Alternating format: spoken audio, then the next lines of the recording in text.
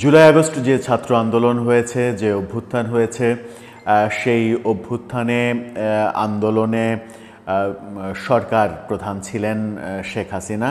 সেই শেখ হাসিনার বিরুদ্ধে যখন নানা ধরনের অভিযোগ উঠেছে আদালতে, আন্তর্জাতিক আদালত অবমাননার আদালতে বিচার হচ্ছে, ঠিক তখন বেশ কিছু কথা সামনে এসেছে। শেখ হাসিনা জুলাই আগস্ট আন্দোলনে কোনো রকম গণহত্যার সঙ্গে জড়িত নন।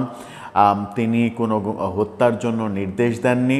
তিনি তাকে জোরপূর্বক এই হত্যাকাণ্ডের নির্দেশদাতা হিসেবে কিংবা মাস্টার মাইন্ড হিসেবে উপস্থাপন করার চেষ্টা করা হচ্ছে, এরকম নানা কথা আসছে।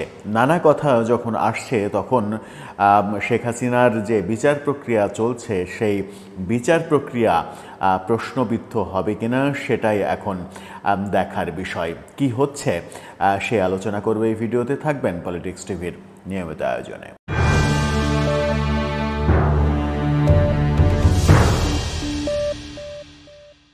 দর্শক, পলিটিক্স টিভির নিয়মিত ভিডিওগুলো স্পন্সর করছে প্রজাপতি.টিভি, নতুন ওটিটি প্ল্যাটফর্ম। আপনারা চাইলে ইউটিউবে, ফেসবুকে, ইনস্টাগ্রামে, টিকটকে দেখে নিতে পারেন। ডিসক্রিপশন বক্সের লিঙ্ক দেওয়া থাকবে, সেখান থেকেও আপনারা দেখে নিতে পারেন প্রজাপতির কার্যক্রম। চলে যাচ্ছি মূল ভিডিওতে। বলছিলাম শেখ হাসিনার কথা।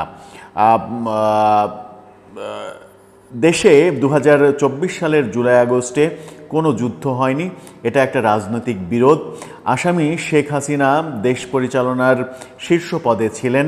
পদ্মা সেতু, মেট্রো রেল, বঙ্গবন্ধু টানেল সহ উল্লেখযোগ্য উন্নয়নমূলক কাজ তিনি করেছেন। এসব অবকাঠামো ধ্বংসের সঙ্গে তিনি জড়িত নন। 2024 সালের 14 জুলাই থেকে 5 আগস্ট প্রত্যক্ষ বা পরোক্ষভাবে তিনি কোনো হত্যার নির্দেশ দেননি। এর কোনো দালিলিক প্রমাণও নেই। প্রসিকিউশন কোনো প্রমাণ দাখিলে ব্যর্থ হয়েছে। দেশে রাজাকারদের বিচার হয়েছে, তবু তিনি কখনো সরাসরি তাদের হত্যার নির্দেশ দেননি।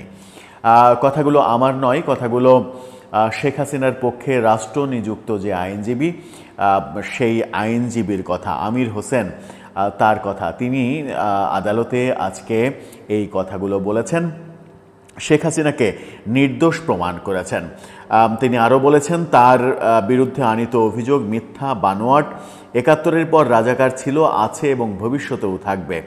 আন্দোলনকারীদের তিনি রাজাকারের বাচ্চা এবং নাতিপুতি বলেননি এবং বলতে চাননি। উদ্দেশ্যপ্রণোদিতভাবে তার নাম এই মামলায় অন্তর্ভুক্ত করা হয়েছে। তিনি ন্যায় বিচারের হকদার, তাই এই মামলা থেকে তিনি অব্যাহতি যোগ্য। ট্রাইব্যুনালের যে আইন তাকে বিচার করছে, এই আইনে তার বিচার সম্ভব নয়। রংপুরে আবু সাইদের মৃত্যুর পরদিন তিনি অর্থাৎ শেখ হাসিনা আবু সাইদের পরিবারের সঙ্গে দেখা করেছিলেন, সান্ত্বনা দিয়ে আর্থিক সহায়তা দিয়েছেন। বরং একটি বিশেষ মহল ধ্বংসাত্মক কার্যকলাপ করে দেশে অস্থিতিশীল পরিস্থিতি সৃষ্টি করেছে, পুলিশ হত্যা করেছে, যার এখনও কোনো বিচার হয়নি। এই মামলা থেকে তিনি অব্যাহতিযোগ্য।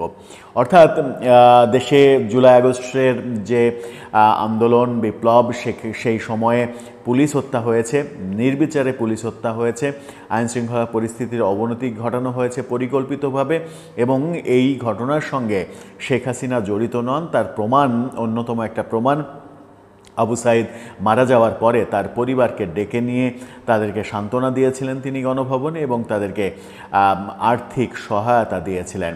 এই সরকারের বিরুদ্ধে আবু সাইদের পরিবারের নানা ধরনের অভিযোগ যখন আমরা শুনছি, আবু সাইদের বাবা নানা ধরনের অভিযোগ করছেন, সমন্বয়কদের বিরুদ্ধে নানা ধরনের অভিযোগ করছেন যে তাদের সঙ্গে যোগাযোগ করলে তাদের সাড়া পাওয়া যায় না, তখন শেখ হাসিনাই প্রথম আবু সাইদের পরিবারকে আর্থিক সহায়তা দিয়েছিলেন।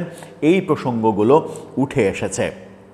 সেই প্রসঙ্গ নিয়েই গণমাধ্যম শিরোনাম করেছে, আপনারা শিরোনামটা দেখে নিতে পারেন। প্রসিকিউশন গণহত্যার দালিলিক প্রমাণ দিতে পারেনি, শেখ হাসিনার স্টেট ডিফেন্স। খুবই গুরুতর একটা প্রসঙ্গ। সেটা হচ্ছে যে প্রসিকিউশন শেখ হাসিনার বিরুদ্ধে বিচারের চেষ্টা করছে, আদালতকে বোঝানোর চেষ্টা করছে যে শেখ হাসিনা এই হত্যাকাণ্ডের জন্য দায়ী, গণহত্যার জন্য দায়ী, তিনি মানবতা বিরোধী অপরাধ করেছেন। যদিও এর আগে এই ধরনের অভিযোগ, গণহত্যার সঙ্গে তিনি দায়ী, সেটা এটাকে গণহত্যা এই ধরনের ব্যাপার রাষ্ট্রের যে তদন্ত সংস্থা সেই তদন্ত সংস্থার তদন্তেই উঠে আসেনি বলে জানিয়েছিলেন চিফ প্রসিকিউটর। সুতরাং এটা যে গণহত্যা নয় সেটা আদালতেই প্রসিকিউশন থেকেই প্রমাণ করা হয়েছে। সেই সময় বলা হয়েছিল যে এটা এক ধরনের মাস কিলিং, এই ব্যাপারের সঙ্গে মানবতা বিরোধী অপরাধ জড়িত নয়, তিনি মানবতা বিরোধী অপরাধ করেছেন কিনা সেই ব্যাপারগুলো নানাভাবে প্রশ্নবিদ্ধ হয়েছে। আর যখন তার পক্ষে রাষ্ট্রনিযুক্ত আইনজীবী এই কথাগুলো বললেন, তখন কি এর বিচার প্রক্রিয়া একটু নড়ে চড়ে বসবে, নাকি একজন উকিলকে নিয়োগ দিলে তা আসামির পক্ষে কথা বলতে হয় তাই বলেছেন? এই কথাগুলো আদালত কোনোভাবে জোরালো যুক্তি হিসেবে গ্রহণ করবেন না। তেমনটাই কি হবে? যখন আমির হোসেন আইনজীবী তিনি বলছেন যে প্রসিকিউশন শেখ হাসিনার বিপক্ষে কোনো ধরনের কোনো প্রমাণ হাজির করতে পারেনি, প্রমাণ দিতে ব্যর্থ হয়েছে তারা, তখন কি এই মামলা প্রশ্নবিদ্ধ হবে? প্রশ্নটা কিন্তু সামনে এসেই যায়।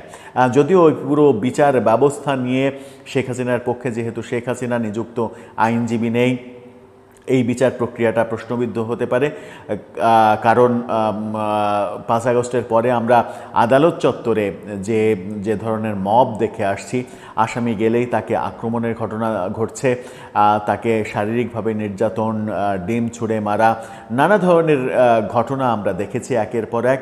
সেখানে শেখ হাসিনার পক্ষে কোনো আইনজীবী দাঁড়াবেন সেই সাহস কেউ করেননি, শেখ হাসিনাও কোনো আইনজীবীকে নিযুক্ত করেনি। এবং যাদের শেখ হাসিনা সহ অন্যান্য, শেখ হাসিনা বাদে অন্যান্য যে নেতাদের গ্রেপ্তার করা হয়েছে, গ্রেপ্তার করে কারাগারে রাখা হয়েছে, তাদের পক্ষেও কোনো আইনজীবী তারা নিয়োগ দেননি। এই যে আইনজীবী নিয়োগ না দেওয়া কিংবা আইনজীবী নিয়োগ দেওয়ার যথাযথ পরিবেশ না থাকা, এই ব্যাপারগুলোই বিচার প্রক্রিয়াকে প্রশ্নবিদ্ধ করতে পারে।